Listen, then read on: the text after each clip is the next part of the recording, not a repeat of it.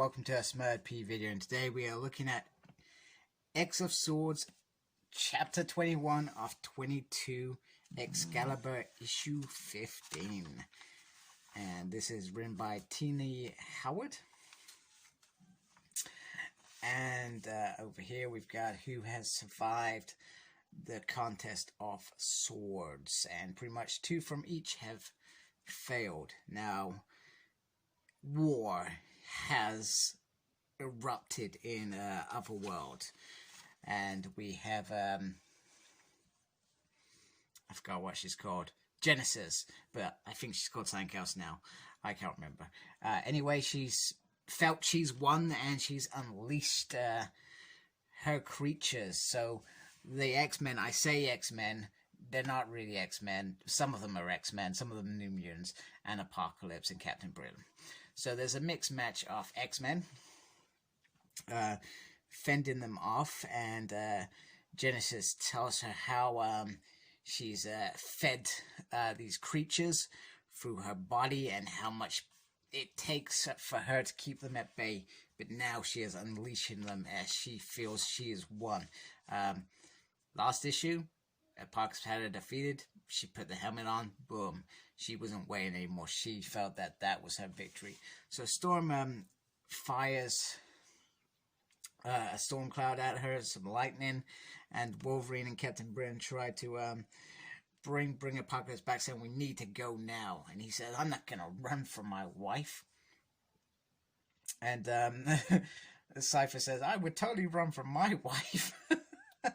And Apocalypse says, you're a whimpering child, you don't understand. And then Storm intervenes and says, she will not be stunned for long, we have to go. Meanwhile, the other side are contemplating their next move, because not all of them are part of this invasion as such. They're just champions, a lot of them. White Knight? White Sword, and Iska chatting, and he decides, I'm going back with my warriors. This isn't what he signed up for, and he also mentions that Gorgon was a worthy opponent, and the ones that he lost to Gorgon were worth it, etc. Meanwhile, Belle decides to do a runner for love, which is interesting. So she loves young Doug, and Turin is she tells Shogo to come into the palace and behave, and she asks for the chest, and the chest comes pouring out. So this is what she's been waiting for. This is what she wanted all along, so she can put this together, and I'll explain what it means in a little bit anyway. So the X-Men are kind of holding their own, and Apocalypse explains he's been dreaming of this night for a millennia, how it ends. This is what everything he's done has led to. He knew this moment was going to happen at some point, not through some prophecy, but he knew it would happen.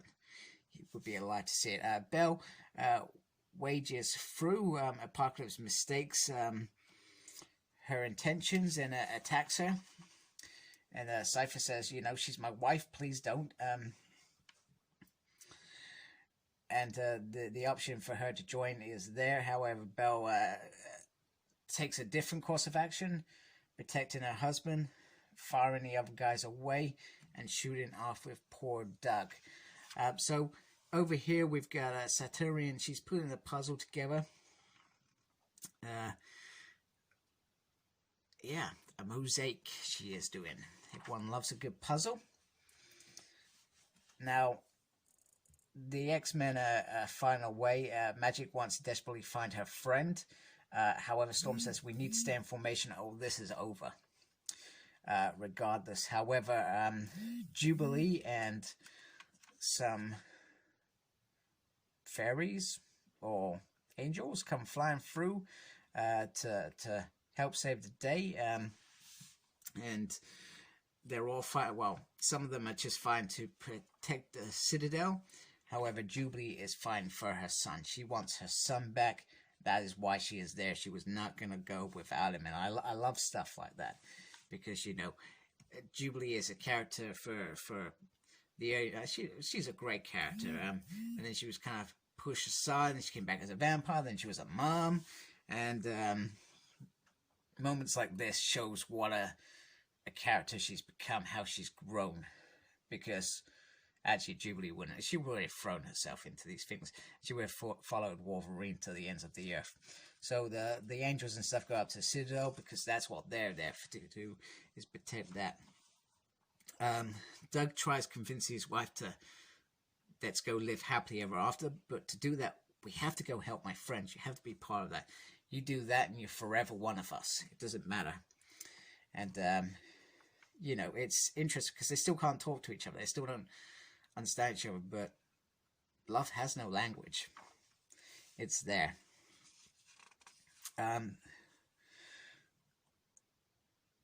So it all kind of dies down, and not because they're winning, but because the end is near.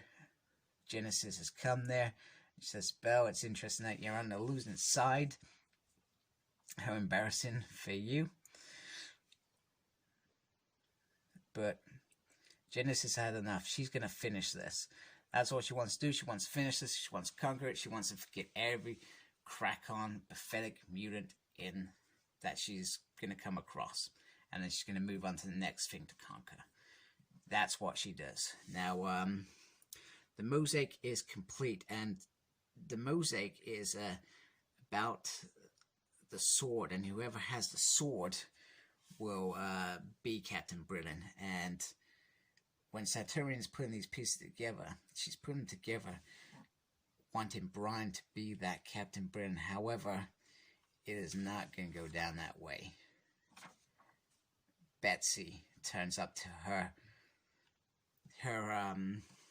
horrifying view, and she is pissed as hell. So the sword was in the hand of Betsy Braddock, and there it would remain, now and forever. We have some British captains. So, to be concluded in the final issue. So, I feel like this was a lot of fun, and you feel where it's going now.